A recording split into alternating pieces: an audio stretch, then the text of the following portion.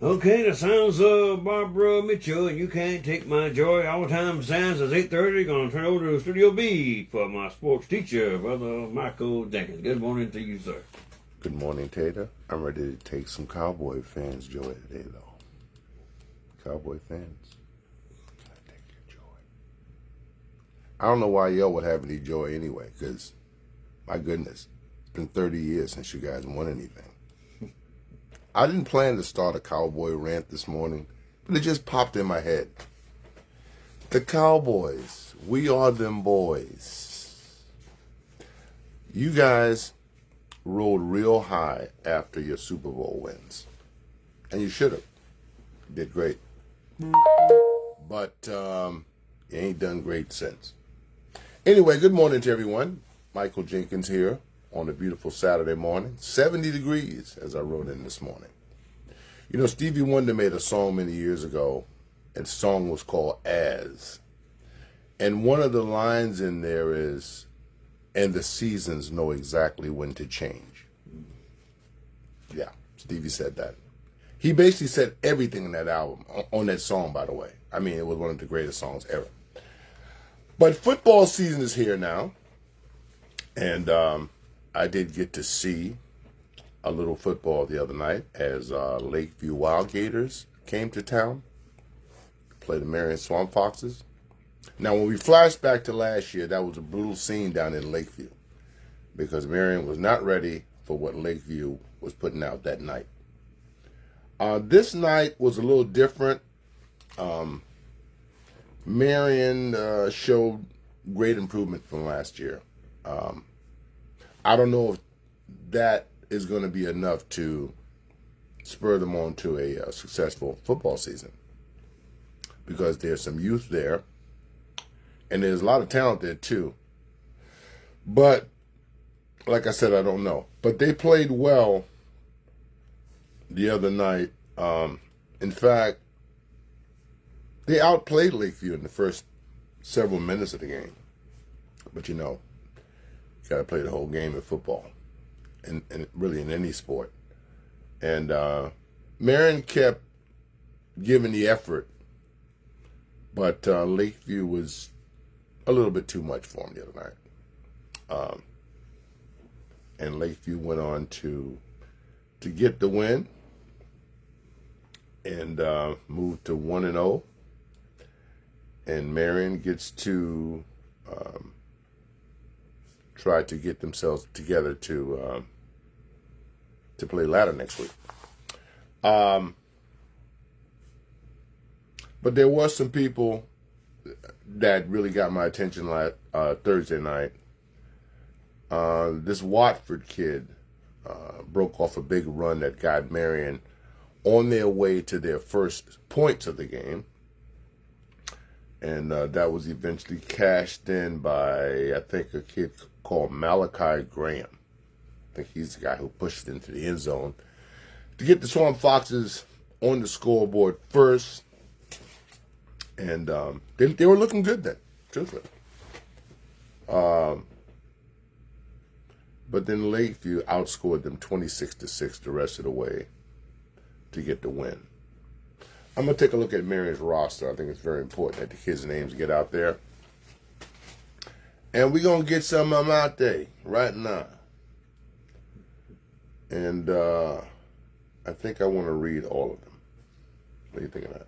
Oh, wrong season. Yeah, I would love to have been reading the 2022-2023 season, the people are somebody you really lost your mind now. But here is this year's version of Swamp Foxes. I mentioned Malachi Graham, sophomore wide receiver. He plays in the defensive secondary. Deshaun Davis, junior, quarterback wide receiver. Jeremiah Edey, senior, running back linebacker. Ja'Cory Brown's a sophomore, wide receiver, quarterback. Michael Waiters Foxworth, senior, wide receiver, cornerback. Darion Bacchus, junior, tight end, defensive end. Ladarius Halls, a senior, wide receiver, defensive back. Kamari Watson, junior, cornerback, wide receiver. Caleb Moore is a sophomore, and I seen him doing some things the other night too. It's Caleb Moore. I remember seeing that number 8 out there moving around pretty good and creating havoc. This thing is too bright. Hold on a second here now.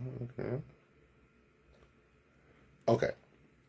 Benjamin Watford is the gentleman that broke off the big run for Marion and got them kind of rolling the other night. You have Tyler Benjamin is a junior. He's a running back, middle linebacker. You have Tyler Nelson's a junior, wide receiver, cornerback. Alex Roberts, sophomore, free safety, wide receiver. Jaden Nolan, freshman quarterback. Now, Jaden is a guy with a lot of potential. He's only in the 9th grade, but he's starting right now at quarterback for Marion. And I can see some struggles this year. Him understanding what it's like to play at the varsity level because he's coming right from middle school. So, Jaden Nolan, also an outstanding basketball player. And is expected to be the next big thing around here. He comes from a family of ballers. His dad was a star at Wilson High School, I'm told, many years ago. Chances are he's going to have the size and the physical talents that his dad has. Because his dad's about 6'7", 6'8", I was told. Now, I met him, and he's legitimate 6'7" right now. So Jaden, who's only in the 9th grade, at 6 feet right now, I can see him shooting up in the next couple of years or so and being a real problem statewide, basketball and football. You have Amari Green, the junior, tight end, defensive end, 6'3", 194. Tyshawn Bronson, senior, wide receiver, defensive back. I'm just going to say Dan Morris here because Dan Ewell, I'm not sure how to pronounce that, but I'm just going to say Dan Morris, sophomore wide receiver. Defensive back, Leon Tartt, senior wide receiver, linebacker. Jaden Reed, sophomore wide receiver, linebacker. Jadarian Hayes, freshman, wide receiver, defensive back. Kheng, King, I'm going to say King Leonard's a junior, wide receiver, defensive back.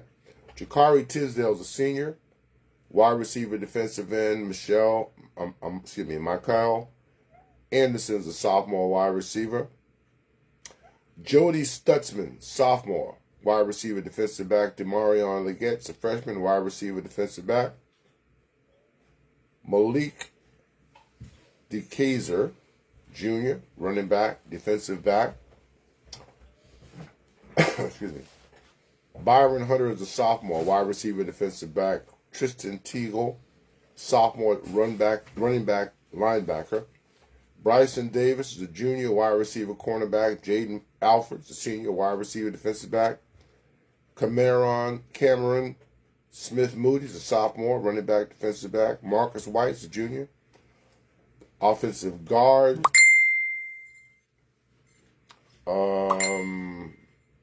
Let's see. Elijah Kinney, sophomore, offensive line, defensive line. Kendrick Brown, the sophomore, offensive line. Dakari Leggett's a freshman, offensive line, defensive line. Jamira J. Owens, sophomore, offensive line, defensive back. Is this a matter of hearing the names pronounced and you would know them better? Good morning, Miss Stacy Davis, writer woman. How are you doing out there? How's the family? How the babies doing? Trevante Monroe, senior, offensive line, defensive line. William Self, junior, offensive line, defensive line. Noel Finkley, senior, defensive tackle, guard. Xavier Hughes, the senior, offensive line, defensive line. Diego Herrera, senior, offensive line, defensive line.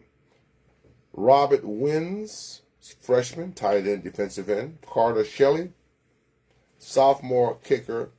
Isaiah Hughes, sophomore wide receiver, defensive back. And Xavier Dixon is wide receiver, defensive back, freshman. Now, I will say this.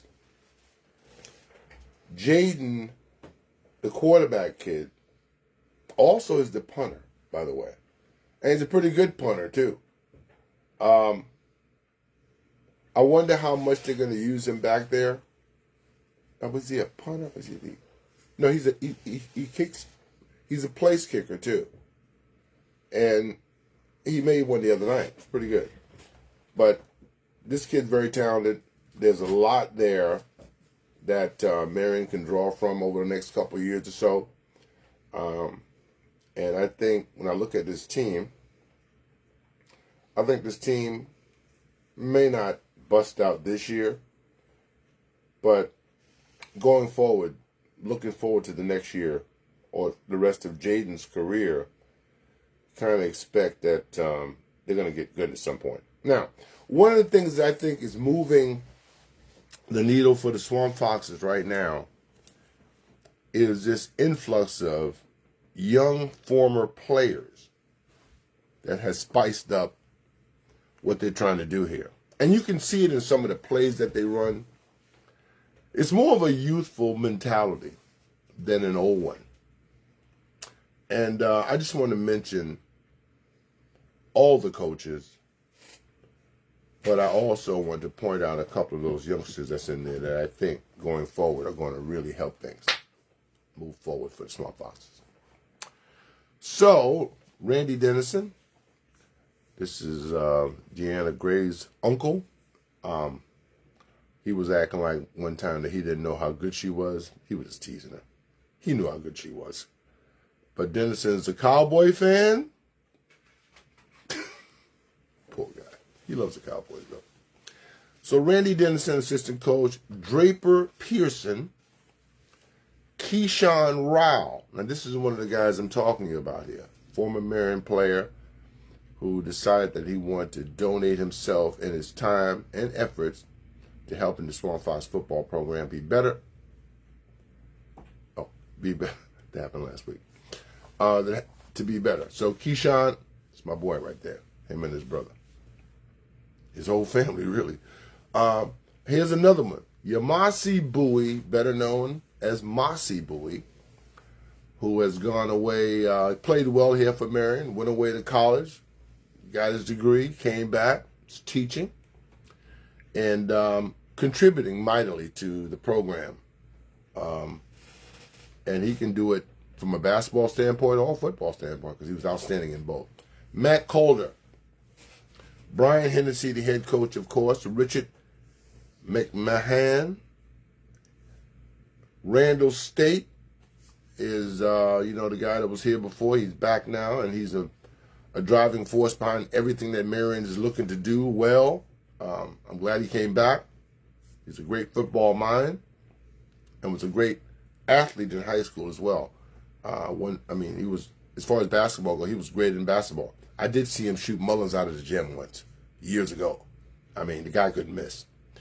Then you have Andre Underwood and Derry Russ. Now, I don't know all the coaches, but I kind of like their posture out there right now. They look like a staff. You got the young guys pumping up the young players. They are closer in age, so maybe the lines of communication will be better between them than, as it might be for some older folk. But that's the roster for the Swamp Foxes. Now, the whole situation with what happens from now is it's going to be rough. Because I'm thinking that this Lakeview game was probably counted as a win in the minds of the schedule makers and coaches. But that one didn't happen. 26-13 was the final there. They got Ladder next, and it doesn't get easier after that because you got West Florence, Dillon, and Kingstree all coming to town in succession. Now, here's why that could be a problem, too, because West Florence got beat last night. Dillon got beat last night. So those teams will only be 1 and 2 weeks removed from their next game, their next opponent, and their next opponent is Marion. So it's going to be tough. Now, after Kingstree, then you got Mullins. Then you got ACA, Atlantic Collegiate Academy. And then you end it with Lake City, Manning, and East Clarendon. 2 of those games on the road. So, yeah. It's going to be tough. So we just have to see how they improve and how they get it together. Let me give you some scores from last night. Some friends of mine from Bennettsville, talking about Lake Marion coming up to Bennettsville last night to play them. We knew that was sacrificial lamb stuff. Final score, Marlboro County Bulldogs 56, Lake Marion 6. Camden knocked off White Knoll 20-7. And I'm not going to read all these scores. I'm going to read some, though. Lake City got beat last night by Myrtle Beach 43-18. Whitmire over Branchville 26-6. American Leadership 43. Thornwell 6. Indian Land over York 30-6. Branchville, Scotts Branch got beat by East Clarendon 39-0. So apparently East Clarendon is going to be good again, or perceived. Chester over Lancaster 16-14. Ridgeview hammered Fairfield Central 40-0. Fountain Inn over Liberty 48-14. Holly Hill Academy 24-16 over Cathedral Academy. Hillcrest 56, Lawrence 17. Easley over Pickens 56-34. Sumter all over their in-county rival Lakewood 41-13. Porter Guard over First Baptist School 48-0. Seneca 56, Powderville 35. Spring Valley over Richland Northeast 22-19. Dorman over Greenville 34-0. Wade Hampton got nipped by Travelers Rest 13-10. Dillon got nipped by Scotland 36-33. Now, I did see Scotland last week, and there was a reason to believe that this was going to be a tight game. It's not a terrible loss for Dillon. It's probably just going to be something that goes that's going to contribute to motivating them as they move forward, because they're going to win 10 games. Who wants to bet me? Dillon is going to win 10 games. So it don't matter which 10 it is. When they're done, the number's going to be 10. It always is, seems like. Spartanburg. No, that's not what I want. Let's see. Let me go back up. Let's see what else we got. We got Lexington over Gilbert 23-7. We've got Landrum over Walhalla 20-13. Ladder all over East Columbus. Y'all better get on back to East Columbus, boy. What Ladder put on y'all last night. 42-8. Heathwood Hall over Hannah Pamplico. Saskiza over Public School 14-0. Tell y'all, hey, these skeezers are getting strong because y'all going over there now. South Florence and West Florence played last night in their annual rivalry. And it didn't look like much of a rivalry last night. South Florence 37-6 over rival West Florence. East Side over South Side. My son hates schools with names like this. He said, Dad, you never know where these people are. You got East Side, you got South Side. South Side where? East Side where? But you have to be kind of in the state or around to know that these schools are up near Greenville. East Side, I'm pretty sure it's up that way. South Side, I'm pretty sure it's up that way too. PD Academy beat Trinity Collegiate 14-12 last night. You've got Wren over Palmetto 42-0. Irmo beat Oceanside Collegiate 35-28. And some people say that Oceanside has a really tough schedule. Abbeville had no problem with Southside Christian 42-0. Riverside over Malden 41-27. Saluda beat Crescent 28-6.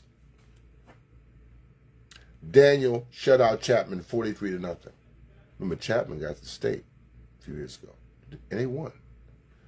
But apparently, that talent has moved on. North Augusta over Thompson 33-7. River Bluff beat Rock Hill beat River Bluff 31-18.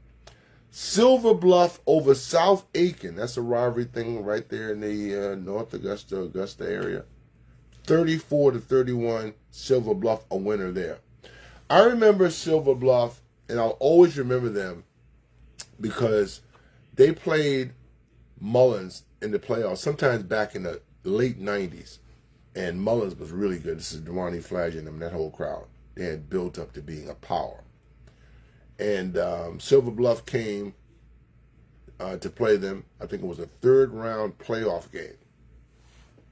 This was the coldest football game I've ever sat through. It was wet. It was cold.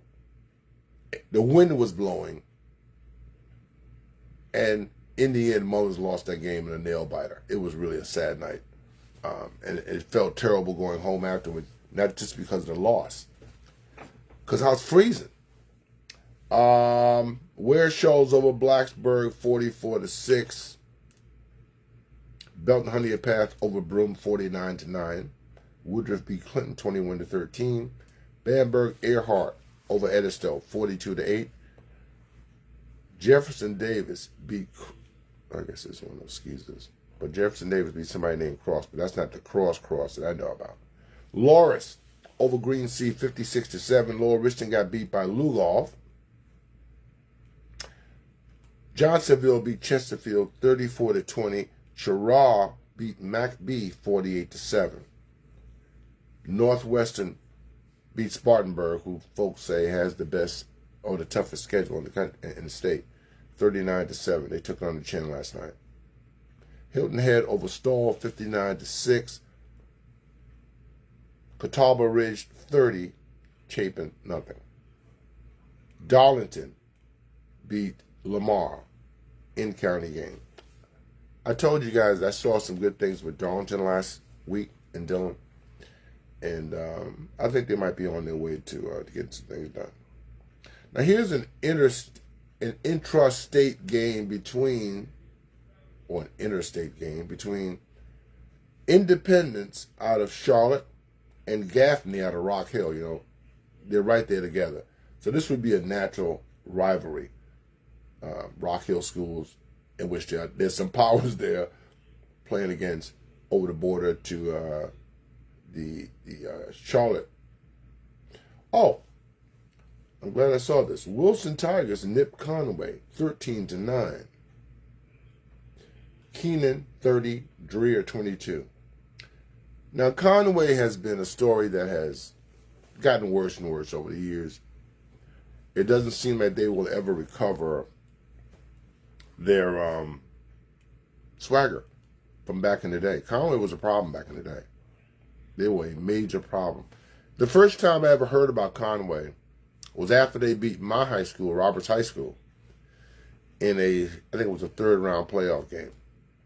We, the school, the students, we were feeling great about ourselves. Our team was rolling. I think at the time we were about 9-2, something like that.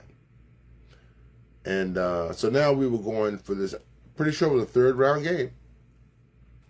And it was against Conway. Nobody down that way I'd ever heard of Conway. Certainly I hadn't.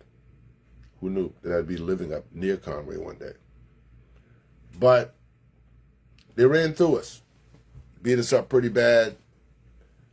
We learned that night that we weren't as good as we thought we were. So that's what happens. And for that reason, Conway has been in my brain ever since. So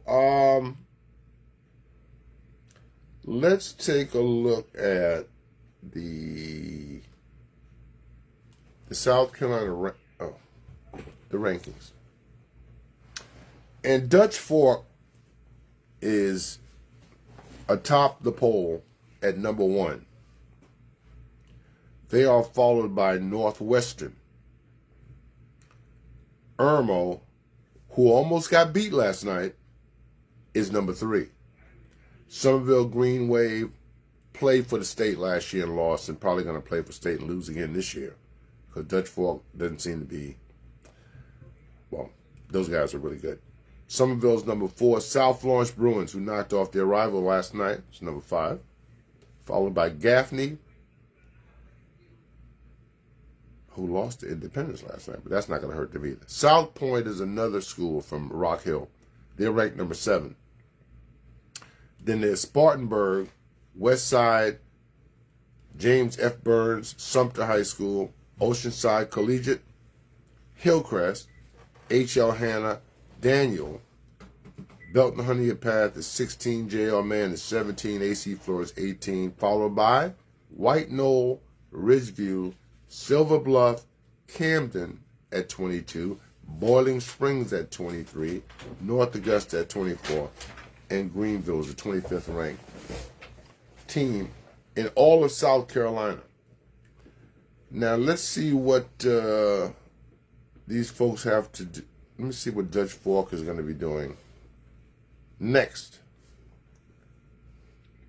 Let's see.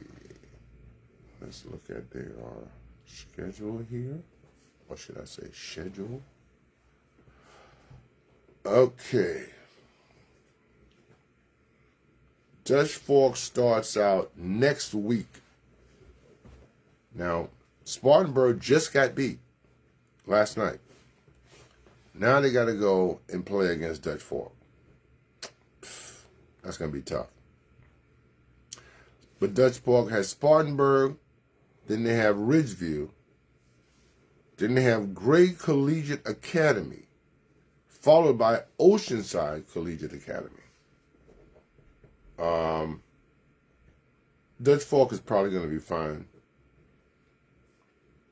I wouldn't be that concerned about them as I am about some others. But I didn't mention Mullins because Mullins' game against Hemingway was canceled. I'm thinking it probably has something to do with the threat of bad weather.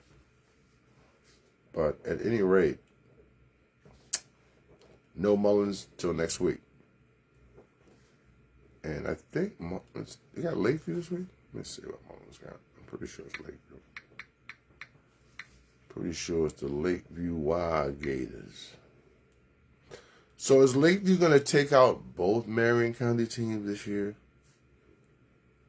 I think Mullins got them last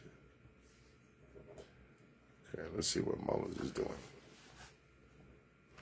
Yeah. On the 29th, Mullins Auctioneers in the swamp take on the Wild Gators, man. And then Green Sea Floyd, which is a winnable game because they got hammered by Loris last night. Doesn't mean they're not good, but this means that Loris is way better. And then Ladder. So that's how Mullins is going to start this season.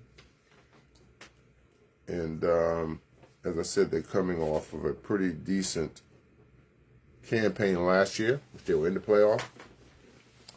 And everything. And Tater just gave me the 2-minute warning. The 2-minute warning. Let's see. Is there anything else I want to look at here real quick? I used to print stuff out all the time. Oh, yeah. I did get to see Durante McClam, the little guy that played for Marion, Lee Van McCall's grandson, actually. He's playing with Dylan now. He seems happy. He's a very talented little athlete. I've been watching him for a long time. And I just told him that, you know, hey, just because you're not here, that doesn't mean we're not pulling for you, because we are. Anyway, that's all the time I have right now. I'll be back next week with more. Hope you enjoyed the program today. I certainly did. And as we move on toward Labor Day and all that, it's been a hot summer. That's all I got. Peace.